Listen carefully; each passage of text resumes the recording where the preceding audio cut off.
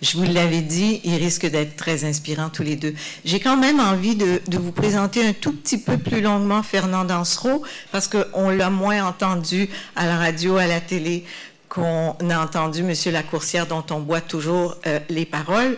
Mais je vais vous rappeler que Fernand Dansereau, bien sûr, a fait les beaux jours de l'Office national du film. Il exerce son métier de cinéaste maintenant depuis la fin des années 60 dans le privé, comme on dit. Et ne serait-ce que pour vous faire une image, il a personnellement réalisé une 50aine de films, et de courts ou de longs métrages, et il en a produit une 100aine. Tout ça pour vous dire qu'il a donc, depuis longtemps, dirigé sa caméra vers les autres, vers essentiellement, très souvent, les gens qui habitent nos territoires. Et évidemment, c'est lui, vous le savez, qui avait fait l'adaptation des Filles de Caleb, le scénario de la série Chiaoué. Et bien sûr, c'est un homme dont on a salué la trempe cinématographique remarquable par le grand prix du Québec Albert Tessier qu'on lui a donné en 2007. Alors, je vous prie d'accueillir celui que certains appellent le cinéaste porte-bonheur, M. Fernand Dansereau.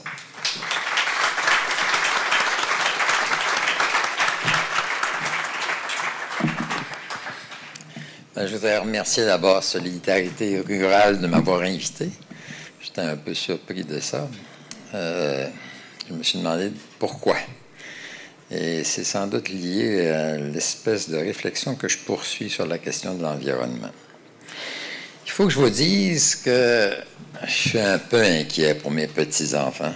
J'ai un de mes fils qui est ici, là, que je salue, mais je suis inquiet surtout pour la génération qui suit. Stephen Lewis, en ouvrant le congrès sur l'éducation et l'environnement, à cette période ici, l'an dernier, en 2009, il disait « Il est trop tard, c'est fini. L'humanité ne pourra pas éviter la catastrophe. » Et c'était extrêmement déprimant à entendre. Et pourquoi il disait ça? Ben, il rappelait, comme c'est ce qui m'habite comme fantasme déjà depuis un certain nombre d'années, les scientifiques nous disent qu'il faudrait les ressources d'au minimum 3 planètes, peut-être 5, pour faire partager à l'ensemble de l'humanité le mode de vie que nous expérimentons en Occident. Comment est-ce qu'on peut faire ça?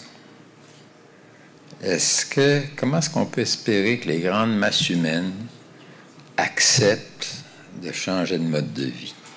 Parce que la planète, elle pourrait suffire aux besoins des 7 milliards d'êtres humains qui sont là, mais elle ne peut pas survivre à la société de consommation.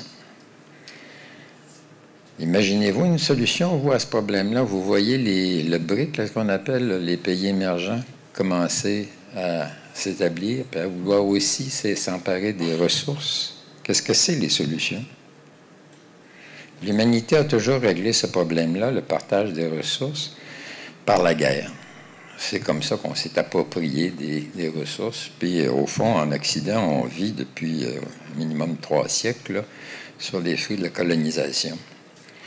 Mais les anciens colonisés, ils sont un peu plus menaçants. Hein? Quand on va monter la Chine, quand on va monter l'Inde, quand on va monter le Brésil, la Russie, tout ça, c'est un peu moins sûr.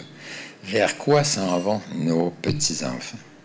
Dans quel avenir ils vont vivre? Moi, je ne voyais pas de solution à ce problème-là, d'autre que vraiment une expectative d'années très difficiles, très dures pour cette génération-là. Puis j'ai rencontré à un moment donné la pensée d'un homme qui m'a... Avant ça, je veux dire que j'avais fréquenté un bout de temps l'idéologie de la décroissance. Il y avait des gens qui nous proposaient la décroissance comme modèle de fonctionnement.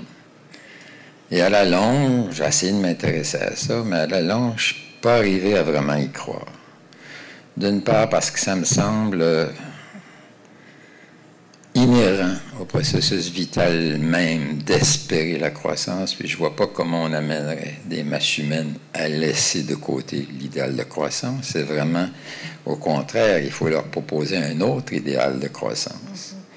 Mais c'est aussi parce que toute l'économie mondiale actuelle repose sur la société de convoitise qu'on voit.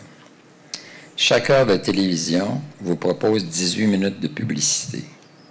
Ces 18 minutes de publicité-là vous convoquent sans cesse à désirer des choses dont vous n'avez pas besoin.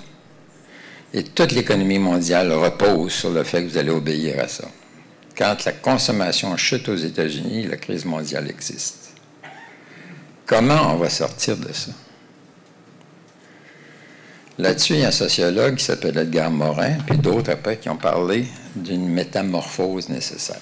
Qu'est-ce que c'est que la métamorphose? Il dit, les grands systèmes arrivent des fois à des niveaux de complexité tels qu'ils s'autodétruisent, et ça les conduit à leur mort.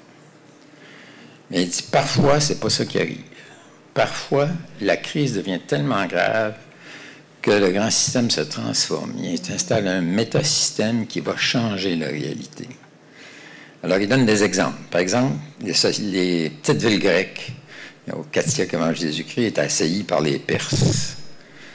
Et la seule façon qu'ils s'en sont sortis, c'est en inventant la démocratie. C'était des royautés avant.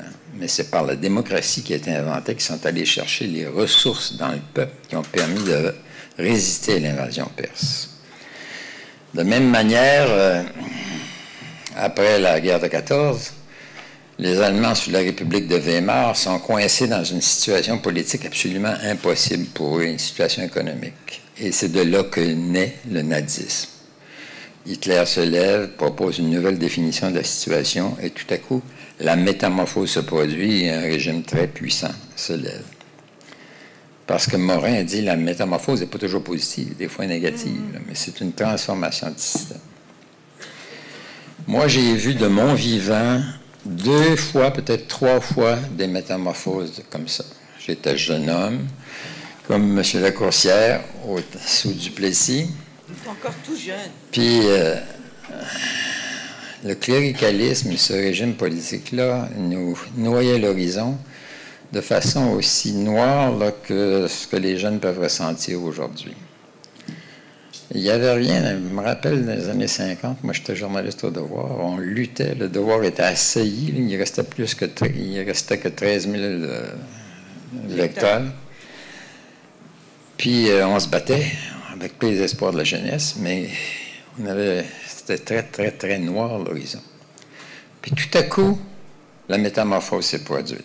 Duplessis meurt, en 6 mois, tout change. Puis la révolution tranquille éclate.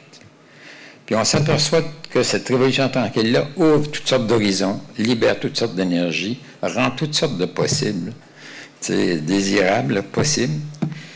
Puis elle est faite, cette révolution-là, de tout ce qui avait été entrepris avant, partout. Tout le monde qui, comme nous, au Devoir, mais partout, dans les syndicats ruraux, dans la CTCC qu'on appelait tout ça, travaillait à changer la société.